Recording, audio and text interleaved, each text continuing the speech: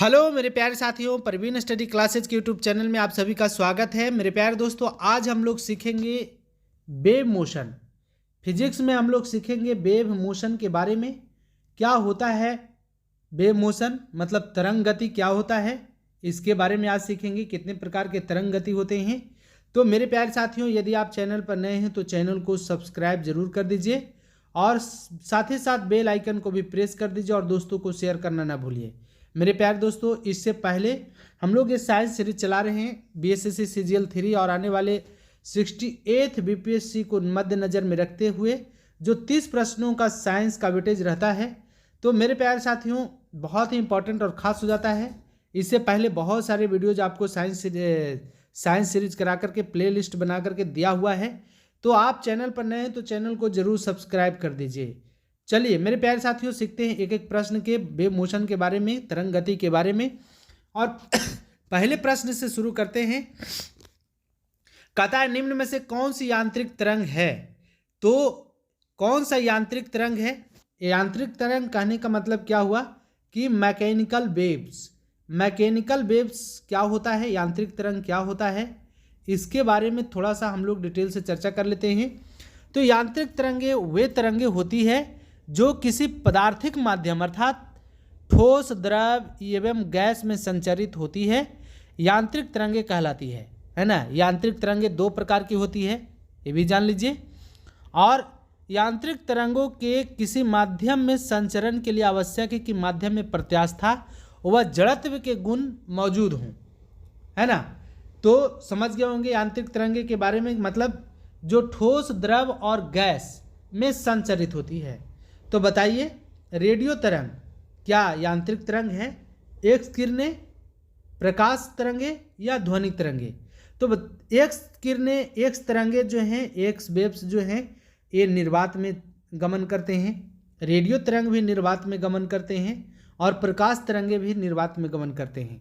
तो मेरे प्यारे साथियों, यहाँ पर गमन करने के लिए ध्वनि तरंग को माध्यम की आवश्यकता होती है। तो यांत्रिक तरंगे कौन होगी, ध्वनि तरंगे। उत्तराखंड पीसीएस प्री 2016 का प्रश्न है। चलिए नेक्स्ट प्रश्न देखते हैं। यांत्रिक तरंगे हम लोग समझ गए, मतलब वे तरंगे जिनके संचरण के लिए माध्यम की आवश्यकता होती है। चलिए दूसरी बात हम लोग सीखेंगे। कहता है कि अनुदैर्ध्य तरंगों का उदाहरण है। अनुदैर्ध्य तरंग का क्या उदाहरण है। देखिए 2020 का प्रश्न है, 66वीं बीपीएससी प्री री एग्जाम 2020 का प्रश्न है। क्या है कि अनुदैर्ध्य तरंगों का उदाहरण है। कौन अनुदैर्ध्य तरंग है। तो देखिए अनुदैर्ध्य तरंग, यांत्रिक तरंगे दो प्रकार की होती है। पहला को कहते हैं अनुदैर्ध्य तरंग और दूसरा को कहते हैं अनुदैर्ध्य तरंग। और दूसरा होता है जिसको कहते हैं अनुप्रस्थ तरंग। अनुप्रस्थ तरंग दो प्रकार की तरंगे होती है यांत्रिक तरंगे। और यदि अनुप्रस्थ और अनुदैर्ध्य की परिभाषा पूछे तो अनुदैर्ध्य तरंग वे तरंगे होती हैं जिसके संचरण की दिशा माध्यम के कणों के संचरण की दिशा के समानांतर होती है, तो उसे अनुदैर्ध्य तरंग कहते हैं। तो अनुदैर्ध्य तरंग का उदाहरण कौन होगा, ध्वनि तरंग। जैसे मान लेते हैं कि यहाँ हवा है और हवा में जब हमारी ध्वनि जाती है तो हवा के समानांतर वो फैलती चली जाती है। तो यदि माध्यम के कणों के संचरण करने की दिशा के समानांतर हो तो वैसे तरंग को अनुदैर्ध्य तरंग कहते हैं। बाकी देखिए रेडियो तरंगे यांत्रिक तरंगे नहीं है, विद्युत चुंबकीय तरंगे हैं। एक्स किरणें विद्युत चुंबकीय तरंगे हैं, गामा किरणें विद्युत चुंबकीय तरंगे हैं, जबकि ध्वनि तरंग जो है अनुदैर्ध्य तरंग का उदाहरण है। चलिए नेक्स्ट देखेंगे। अगला प्रश्न है, कहता है कि निम्न में से कौन सा विद्युत चुम्बकीय तरंग का उदाहरण नहीं है। तो सबसे पहले जानिए झारखंड पीसीएस प्री 2021 का प्रश्न है, बहुत इंपॉर्टेंट और खास प्रश्न है। विद्युत चुम्बकीय तरंग क्या होते हैं। तो विद्युत चुम्बकीय तरंग का कहने का मतलब हुआ कि वैसी तरंगे जिसके संचरण के लिए, मतलब जिसके गमन के लिए माध्यम की आवश्यकता नहीं होती है, तो वैसी तरंगों को विद्युत चुम्बकीय तरंग कहते हैं। जैसे प्रकाश एक विद्युत चुम्बकीय तरंग है, क्योंकि प्रकाश को सूर्य से आने तक पृथ्वी पर पहुंचने में कहीं माध्यम की आवश्यकता उसको नहीं होती है और जो है विकिरण विधि से हम पृथ्वी तक पहुंचती है। तो विद्युत चुंबकीय तरंगे याद रखिए, जिसके संचरण के लिए कोई माध्यम की आवश्यकता नहीं होती है, जिसके गमन के लिए कोई माध्यम की आवश्यकता नहीं होती है, उसे विद्युत चुंबकीय तरंगे कहते हैं। तो कौन सा जो है विद्युत चुंबकीय तरंग का उदाहरण इनमें से नहीं है? गामा किरण। गामा किरण एक विद्युत चुंबकीय तरंग है, चूंकि इसको गमन के लिए कोई माध्यम की आवश्यकता नहीं होती है। एक्स किरणें, एक्सरे आप जानते होंगे, विद्युत चुंबकीय तरंग है, इसके भी गमन करने के लिए कोई माध्यम की आवश्यकता नहीं होती है। परावैंगनिक किरणें, सूर्य से दो प्रकार की किरणें निकलती है, अवरक्त प्रकाश की किरणें और अनुदैर्ध्य प्रकाश की किरणें। तो दोनों जो है अवरक्त प्रकाश की किरणें और परावैंगनिक प्रकाश की किरणें, है ना, याद रखिएगा, माफ करिएगा, अनुदैर्ध्य बोला गया है। परावैंगनिक किरण और अवरक्त किरण, दो प्रकार के किरण जो है सूर्य से निकलते हैं, और इन दोनों में से परावैंगनिक किरण को ओजोन परत अवशोषित कर लेता है। यदि अवशोषित नहीं करता तो पृथ्वी तक पहुंचता तो यहाँ पर जीव जंतु जितने भी, उन सभी को त्वचा कैंसर होने की संभावना बढ़ जाती और उनको जीना दुर्लभ हो जाता है। तो पृथ्वी पर सूर्य का प्रकाश जो होता है अवरक्त प्रकाश ही पहुंचता है, परावैंगनिक प्रकाश नहीं। परावैंगनिक प्रकाश को तो ओजोन परत अवशोषित कर लेती है, हानिकारक परावैंगनिक प्रकाश को। तो यहाँ पर है कि कौन जो है विद्युत चुंबकीय तरंग का उदाहरण नहीं है, तो किसको जो है माध्यम की आवश्यकता होगी, ये हम लोग खोजेंगे। तो देखिए, पराध्वनिक तरंगे।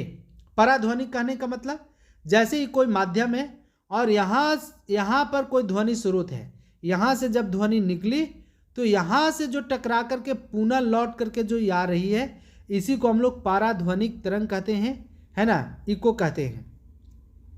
तो इसको माध्यम की आवश्यकता हुआ, है ना, पराध्वनि तरंग का। तो इसका सही जवाब क्या हो जाएगा? पराध्वनि तरंग। पराध्वनि तरंग जो है विद्युत चुंबकीय तरंग का उदाहरण नहीं है। चलिए आगे, ये यांत्रिक तरंग का उदाहरण है। आगे बढ़ते हैं, अगला प्रश्न है, कहता बेतार के तार का संपर्क, क्या यहां पर दिया हुआ है कि बेतार के तार का संपर्क पृथ्वी के धरातल को परावर्तित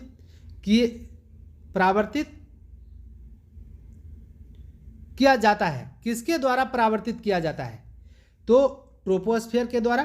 ट्रोपोस्फीयर समझ रहे होंगे, मतलब क्षोभ मंडल, स्ट्रेटोस्फीयर समताप मंडल, आयनोस्फीयर मतलब आयन मंडल, या एक्सोस्फीयर बाह्य मंडल द्वारा। तो किसके द्वारा बेतार के तार का संपर्क पृथ्वी के धरातल को परावर्तित किया जाता है?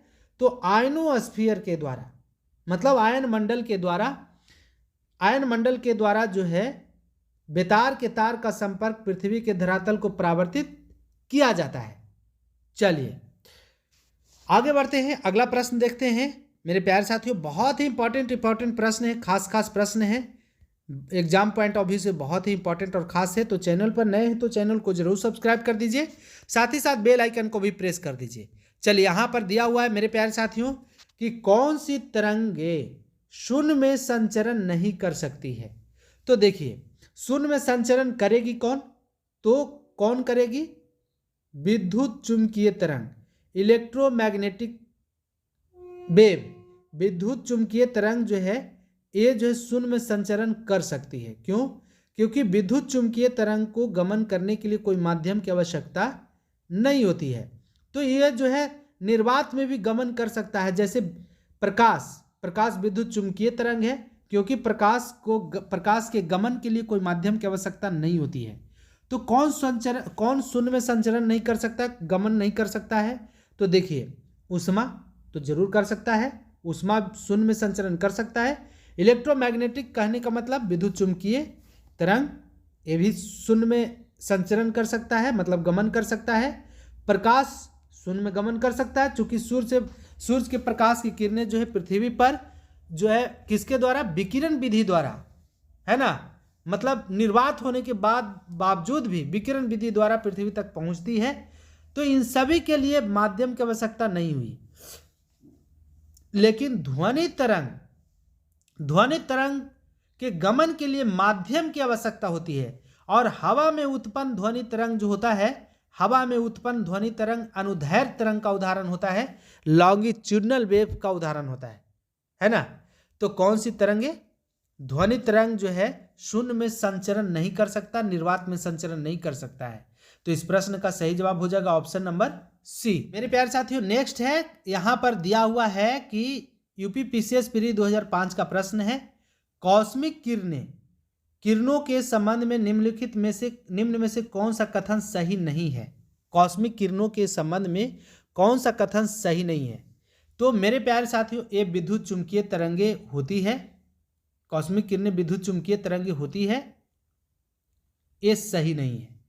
चूंकि कॉस्मिक तरंगे जो होते विद्युत चुंबकीय स्पेक्ट्रम का भाग नहीं है, ये उच्च ऊर्जा के आवेशित कण हैं जो अंतरिक्ष में लगभग प्रकाश की गति से गमन करते हैं। तो ये विद्युत चुंबकीय तरंग के उदाहरण नहीं है कॉस्मिक तरंगे। यही पहला ही जो है, पहला गलत मिल गया। आगे भी देखते हैं और भी गलत है क्या। कॉस्मिक किरणें उनकी तरंगदैर्घ्य बहुत छोटी होती है, मतलब कॉस्मिक किरणें जो होती है उनकी तरंगदैर्घ्य बहुत छोटी होती है।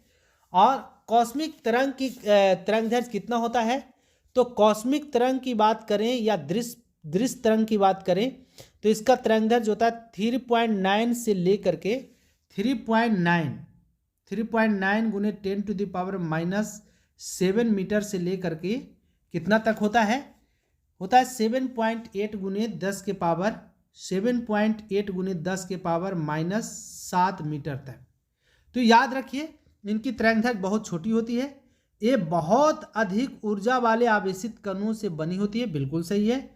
ये सूर्य से उत्पन्न होती है, ये भी कॉस्मिक किरणें जो है सूर्य से उत्पन्न होती है। और ये विद्युत चुंबकीय तरंग का उदाहरण नहीं है। किसका उदाहरण नहीं है? विद्युत चुंबकीय तरंग का उदाहरण नहीं है। तो इस प्रश्न का सही जवाब हो जाएगा ऑप्शन नंबर ए। चलिए नेक्स्ट देखेंगे। कहता है दो उत्तरोत्तर श्रृंग, क्या कहता है?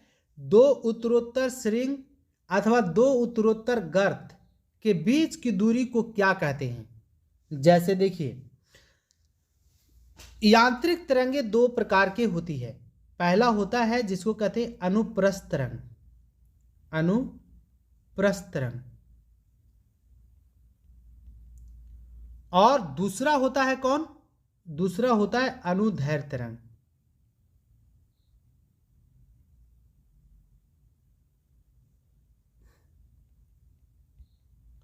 दो प्रकार की तरंगे होती है। तो अनुप्रस्थ तरंग जो चलता है, गमन करता है, देखिए ये ऐसे जो है माध्यम में ऐसे अनुप्रस्थ तरंग चलते रहता है। तो देखिए यहां पर सक्सेसिव क्रस्ट तथा सक्सेसिव ट्रफ, गर्त और श्रृंग है कौन? जैसे मान लेते हैं कि ये ऐसे अनुप्रस्थ तरंग ऐसे गमन करती है माध्यम में, है ना, ऐसे गमन करती है। अब यहां से चला, यहां फिर आया, फिर ऊपर गया, फिर ऐसे आया और ऐसे गया, ये अनुप्रस्थ तरंग का उदाहरण है। तो देखिए ऊपर का जो भाग है, इन दोनों के बीच की दूरी को हम लोग लैम्डा से डिनोट करते हैं, मतलब जिसको तरंगदैर्घ्य कहते हैं। तो दो उत्तरोत्तर श्रृंग सक्सेसिव क्रस्ट है ना, श्रृंग कहते हैं ऊपर वाले को, और गर्त कहते हैं नीचे वाले गड्ढे भाग को। ये गड्ढा है, इसको कहते हैं हम लोग गर्त।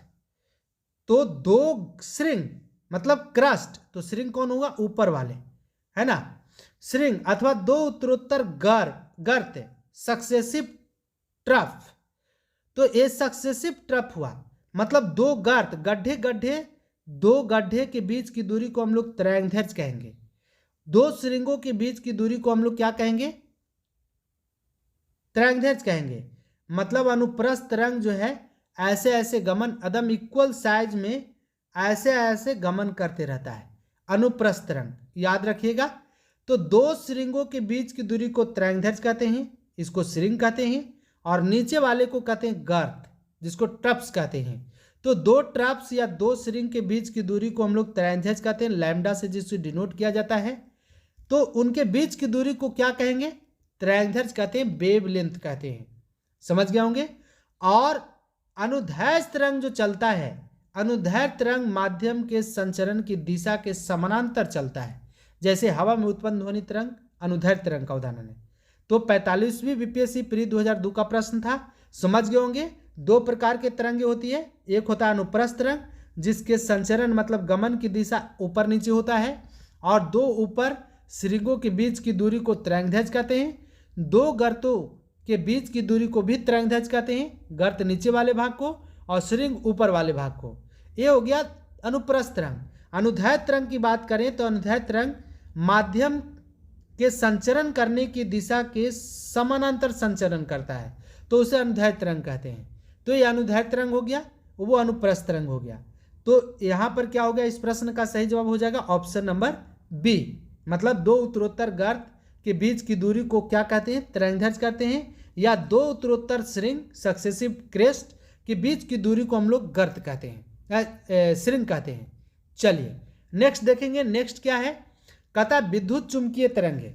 अभी हमने मेरे प्यारे साथियों बहुत ही इंपॉर्टेंट प्रश्न है, 66वीं बीपीएससी प्री 2020 का प्रश्न है।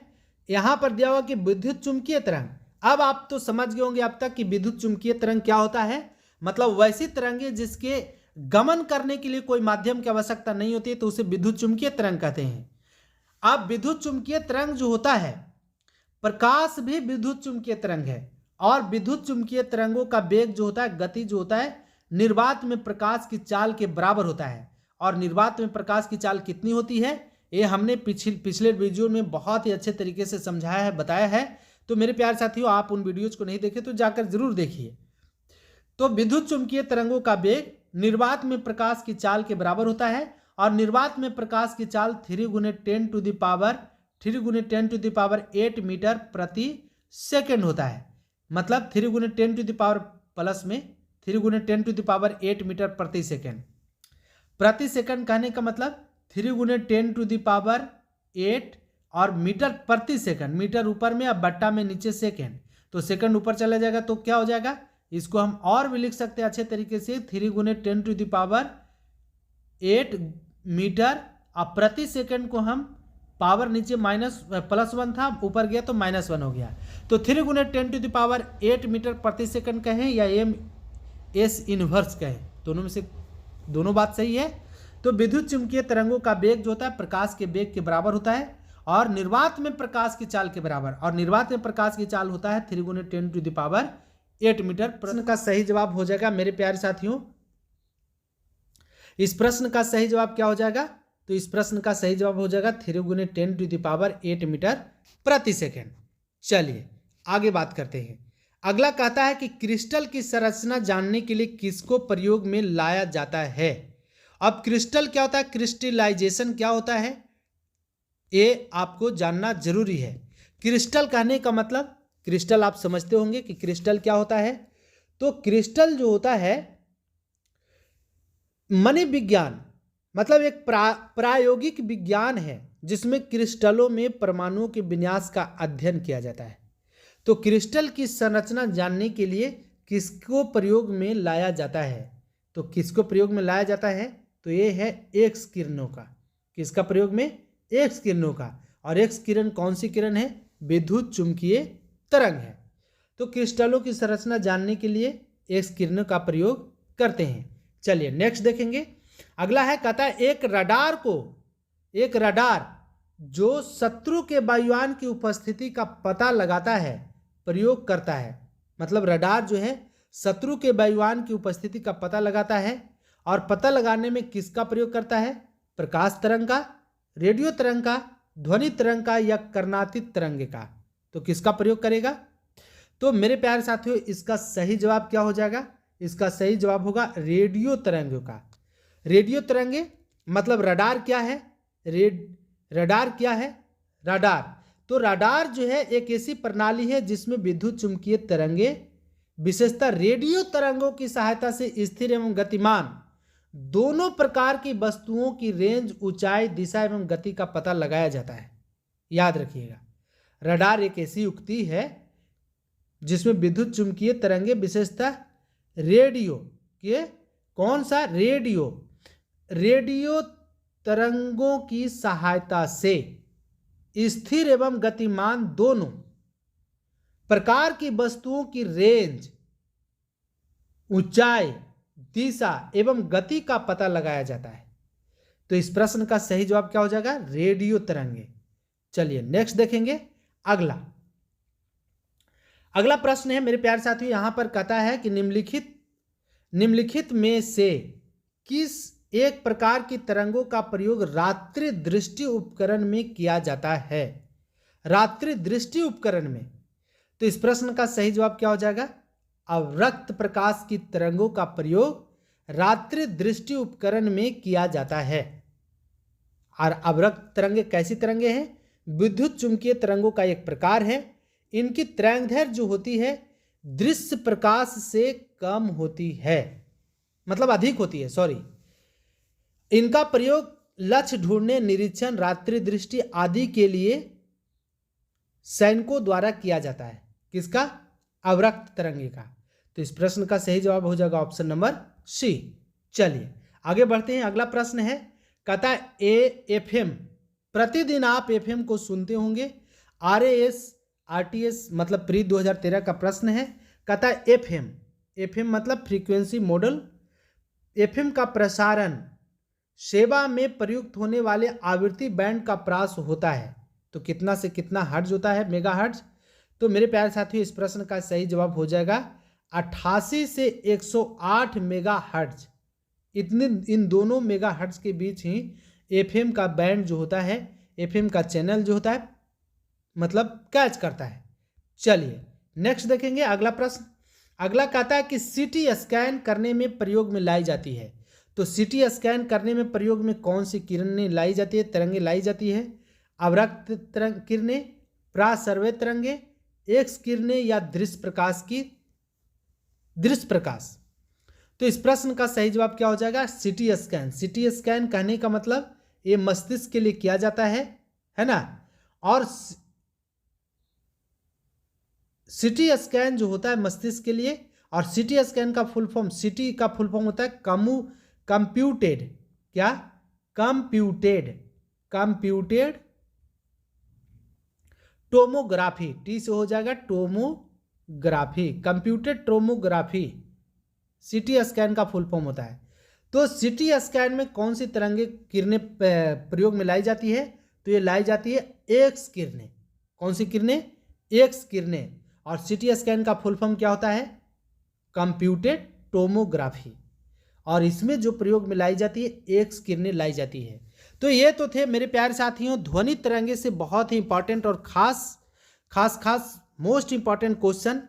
तो यदि आपको पसंद आया है और चैनल पर नए हैं तो चैनल को सब्सक्राइब कर दीजिए, साथ ही साथ बेल आइकन को भी प्रेस कर दीजिए और दोस्तों को शेयर करना न भूलिए। चलिए मेरे प्यारे साथियों आज के लिए इतना ही। तब तक के लिए आप सभी को एक बार फिर से प्यार भरा नमस्कार, धन्यवाद।